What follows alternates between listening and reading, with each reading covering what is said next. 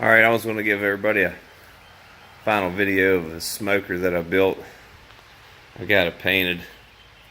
Go through it real fast. Most of you have seen the firebox and how it was built. If I could change one thing about it, it's 15 tall, 14 inches wide.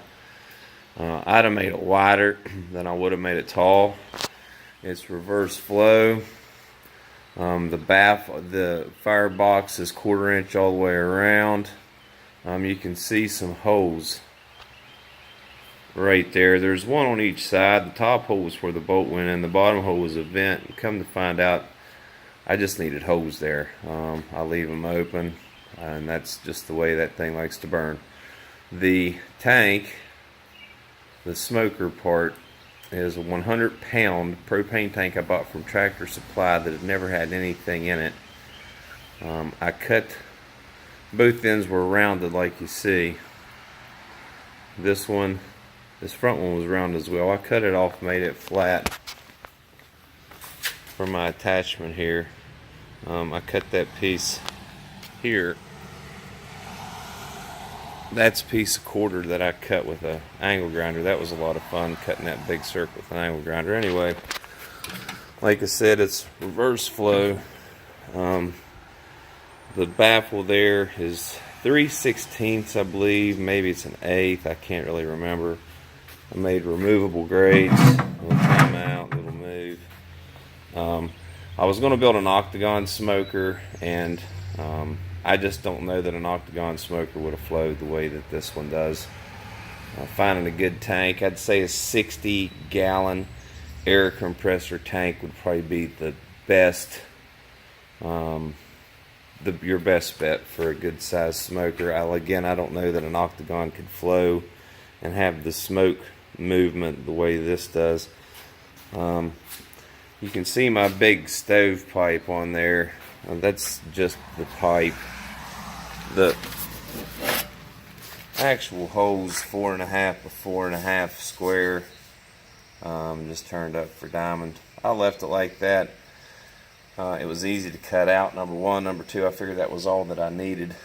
And the reason that there's a 6-inch pipe here is because that's what you find for pre-manufactured pipe, and I was tired of welding by the time this project was done. As you can see, I built this thing with not angle iron, well, a lot of angle iron. I was going to make it all with tube, but I was going to have to run to the steel store to get tube, and I thought, you know what, I'm just going to see if I can make it with what I've got laying around. I pretty much depleted my steel pile, but that's all right. Expanded metal, I put it down for 2 shelves. I've got a shelf underneath with all my stuff. If I had to do over again, I'd have put that down just a little bit lower. 5/8 inch piece of round, stainless round I'm using for my wheels. I will cut the remainder of that off as soon as my push caps come in.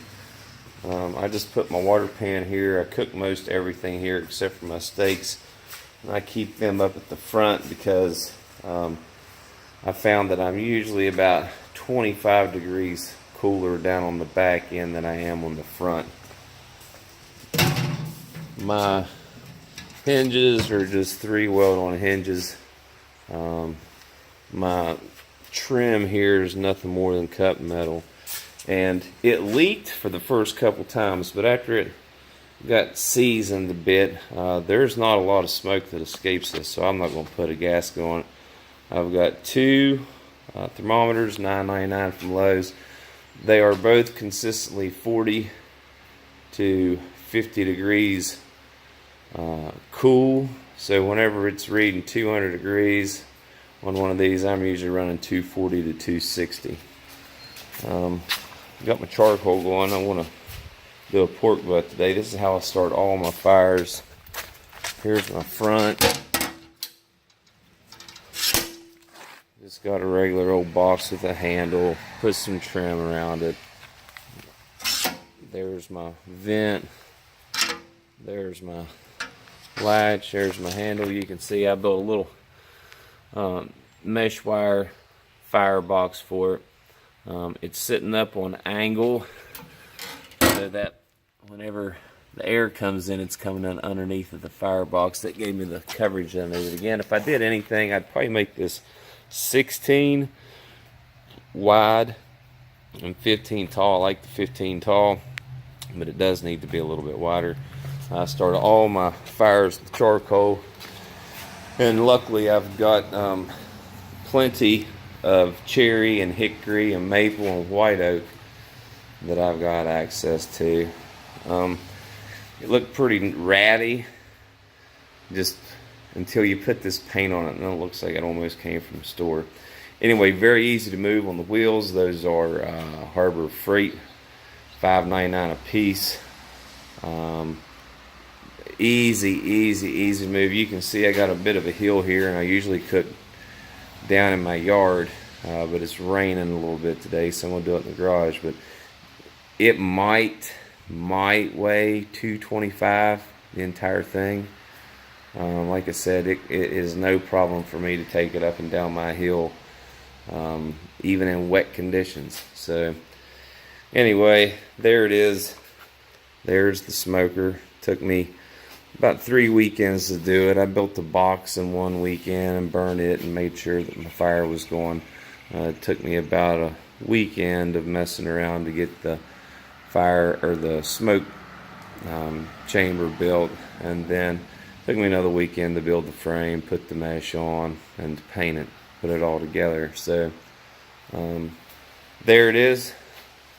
One thing I did do, I built this frame, and this tank is basically suspended on 2 pieces of angle.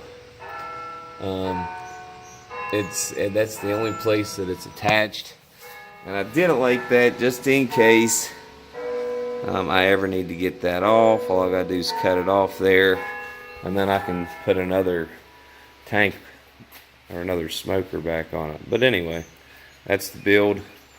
It's a fun build. This thing, I've cooked with it so much. I've cooked prime rib, pork butt, brisket, fried steaks, done chicken. My favorite is probably pizza. Did a pizza on this thing, and it was a great pizza. So and I just cooked it straight on the rack on aluminum foil. So there's the smoker. I'm about to start building another one that's going to be 24 inches in diameter and probably 4 feet long.